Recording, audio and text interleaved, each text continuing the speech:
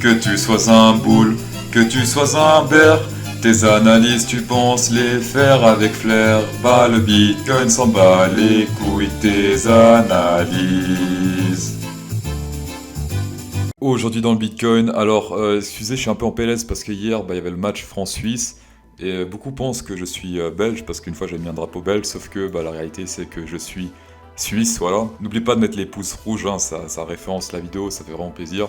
Et bien sûr tous les insultes, sale suisse, je te bouffe tous les soirs en yaourt, ça fait plaisir. Mais en tout cas là ce que j'ai remarqué hier, j'ai fait une petite métaphore, c'est que durant le match, les Suisses étaient les holders et les Français c'était les day traders. Je vous explique pourquoi. Pour la métaphore, en gros les Suisses au début ils ont fait 1-0, ça représente l'investissement, enfin les petits bénéfices au début que tu mets quand tu hold, donc tu fais ta mise, tu fais un petit bénéfice mais en général qui n'est pas très ouf, et après qu'est-ce qui se passe? Bim, 3 buts à la suite de la France, donc là c'est les bears qui arrivent, tu te retrouves en PLS, donc tu moins 50%, c'est horrible. Le day trader, il serait déjà loin depuis longtemps. Ils ont trop pris la confiance alors que les Suisses, ils ont continué comme si de rien n'était. Ils ont joué de la même manière qu'au début et puis hop, 2 buts et ça y est, égalisation et après tir au but. Et voilà, ce sont les holders qui gagnent comme d'hab. Par contre, voilà, les Français ont très bien joué. Très beau but de Pogba, ça il faut le dire. Bon, stop au foot, on va passer à l'analyse. Alors ici, journée exceptionnelle en cours. Actuellement, il reste encore 9 heures, mais 2 super méga résistances pété aujourd'hui. Déjà hier un petit peu, mais là aujourd'hui c'est vraiment confirmé. Attention, il peut redescendre et faire une bougie piège, mais pour l'instant, ça m'étonnerait qu'il va redescendre de manière piégeuse. En tout cas aujourd'hui, ça veut dire qu'on pourra gentiment nouveau commencer à trader vers la hausse, ce qui est très bon. Sinon, en daily, la tendance est toujours baissière selon les mâts. Après, il faut bien que ça se retourne une fois. Hein. La tendance ne sera pas baissière à l'infini. Donc, à un moment, il faut forcément que ça se retourne. Et du coup, que ça nique les divergences bear et que ça monte en mode bas les couilles. Merde, putain. En daily, la tendance est toujours baissière. Il a pété les mâts rouges d'ici, donc les mâts 20. C'est-à-dire qu'il essaie de nouveau passer en tendance boule. Comme ici, hein, sauf qu'ici, il a échoué. Il a rebondi sur les mâts 200. Ici, au niveau des EMA, la prochaine target, c'est ici. C'est les mâts orange, les mâts 50. Par exemple, ici, on est sur une zone de retournement potentiel parce qu'on est pile sur la 0,618, comme vous pouvez le voir. Hein. On l'a frôlé ici. Donc, retournement potentiel en daily, sauf que il n'y a pas encore de divergence bear ici en daily, d'accord? Là, ça descend, et là aussi, légèrement, mais ça descend. Ce qu'il faut observer, c'est la suite ici. Si on monte un tout petit peu comme ça, et qu'on monte aussi un tout petit peu ici, là, ça peut puer. Donc là, on sera en divergence bear claire et précise. Donc on attend la boule rouge pour short, tout simplement. Après, c'est pas sûr qu'elle apparaisse, hein. Il peut monter tout droit, péter cette résistance ici, et là monter tout droit et péter ça, et du coup la divergence bear serait annulée. Alors pour l'instant en 4 heures, on est aussi toujours bear, hein, tendance toujours bear.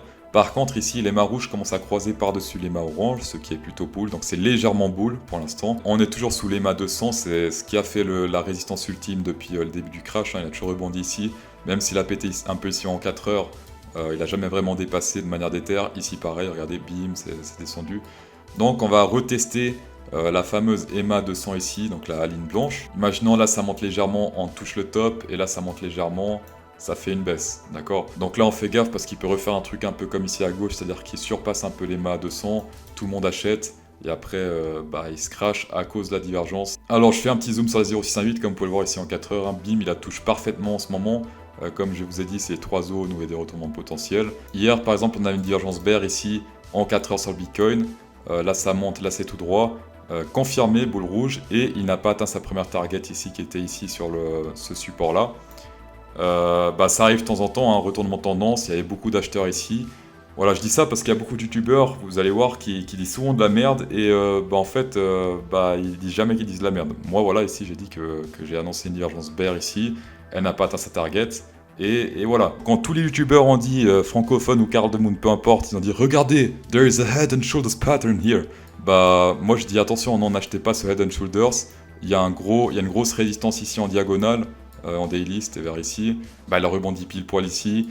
Et beaucoup de gens s'en fait baiser. Et après ils ont oublié, là ils n'ont jamais annoncé ce head and shoulders, hein. Je vous le dis direct, ils n'ont jamais annoncé. Alors que moi si, d'accord, j'ai annoncé cette divergence, elle n'a pas eu lieu, tant pis, ça arrive. Pour résumer pour le Bitcoin, on fait gaffe à cette EMA 200 ici, on fait gaffe à cette divergence RSI qui risque d'arriver bientôt sur le Bitcoin. Et en daily, on fait gaffe à cette bougie ici qui doit se clôturer en vert pour passer, selon moi, de nouveau bull en daily. pour faire peut-être une sorte de petit rebond et hop, on part à la hausse. Pour faire vos trades, ça se passe sur Bybit, le meilleur site de trading au monde, le site avec le moins de frais de trade au monde. Si vous faites un dépôt avec mon lien en description, vous recevez jusqu'à 1610 $ de coupon bonus, c'est juste incroyable. Tapez dedans. On va passer sur les tâches, mais avant, vous pouvez mettre dans les commentaires si vous voulez que j'analyse un coin au choix, et avec un peu de chance, je vais l'analyser dans la prochaine vidéo. En daily, j'ai tracé un gros support ici en blanc. Je l'avais dit hier, sauf erreur, pour l'instant, il semble bien fonctionner, ça rebondit bien. Par contre, ici, on fait gaffe, regardez, divergence boule ici c'est tout droit, et ici, ça descend de manière dégueulasse. Donc là, on fait très gaffe à ça. Même si là, il continue de monter, théoriquement, il faut qu'il pète ce niveau-là, donc ici. Voilà. Il faut qu'il pète les 2595 pour annuler la divergence, ça va être très compliqué. S'il pète ça ici, c'est très bon. S'il boule rouge ici en daily, c'est pas bon. Voilà. Autre chose, l'Ethereum semble de nouveau surperformer le Bitcoin. Regardez ici, il y a 30% carrément de hausse. Le Bitcoin, lui, n'a que, je crois, 20% depuis le bottom ici. Il commence de nouveau à surperformer, donc ça, c'est plutôt bon pour l'Ethereum. En 4 heures, on fait gaffe à cette super méga divergence ici que j'ai mis en blanc. Là, ça descend, ici, ça monte. Alors, chose positive, c'est qu'ici, il y avait une boule rouge et ça n'a pas été confirmé. C'est-à-dire qu'il ne s'est pas retourné énormément avec cette boule rouge et là, hop, ça repart en vert. Par contre, comme on peut le voir ici, la vague est très haute sur l'Ethereum. Là, on est vraiment haut au niveau de la vague. C'est-à-dire qu'actuellement, les retournements sont plus probables en 4 heures, je dis bien, en 4 heures que une continuation de montée. Plus probable ne veut pas dire impossible, enfin voilà, vous m'avez compris. Alors Ethereum, pour résumer en 4 heures, ici très haut sur la vague, très haut sur le RSI, divergence, prochaine target, la petite barre ici, d'accord. Et au niveau du FIB ici, regardez, l'EMA 200 concorde plus ou moins avec le 0,618, donc on fait très gaffe si ça frôle cette zone, short potentiel à faire. On continue avec l'analyse Swing Swiss Algo, donc ici il a annoncé un buy vers les 32 000 et quelques. Trend, il est en vert, donc ça c'est du buy total. Ensuite, ici toujours pas de short, même ici il n'a pas dit de short. D'accord, il y avait la divergence, il n'a pas dit de short ici. Très bon, voilà, sinon ici comme d'hab, très bon durant les bear market aussi. Les celles-là, le celle-là, enfin voilà. Ici, est-ce qu'il fallait short? Non, il était dans le bleu, voilà. Swing Suisse, de base, il coûte 300 boules. Et avec mon lien en description, vous avez 20% de rabais. C'est juste énorme, tapez dedans. Merci d'avoir checké cette vidéo. Soyez rentables sur le long terme et bonne soirée.